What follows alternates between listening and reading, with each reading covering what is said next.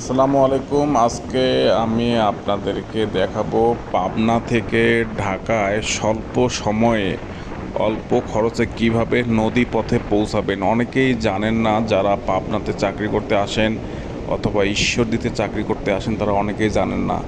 তো আমি আজকে বলবো, প্রথমে আপনারা পাবনা বাস টার্মিনাল থেকে কাজিরহাট অথবা কাশীনাথপুর বাজার মোড়ে গিয়ে নামবেন। নামার পর যারা কাশীনাথপুর বাজারে নামবেন তারা কাশীনাথপুর থেকে যাবেন কাজিরহাট।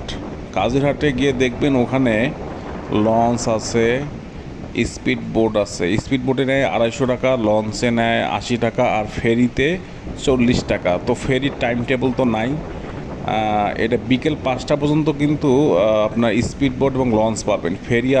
ফেরি পাবেন সারা রাত, ফেরি সবসময় পাবেন, কিন্তু স্পিড বোট আর লঞ্চ পাবেন বিকেল 5টা পর্যন্ত। সেখান থেকে আপনারা আরিচা ঘাট পৌঁছাবেন। আরিচা ঘাট থেকে নেমে ওখানে সিএনজি পাবেন। নামার সঙ্গে সঙ্গে উতলি বাজারে গিয়ে দেখবেন সেলফি পরিবহনের বাস গাবতলী আসে, 180 টাকা 70 টাকা ভাড়া নেয়।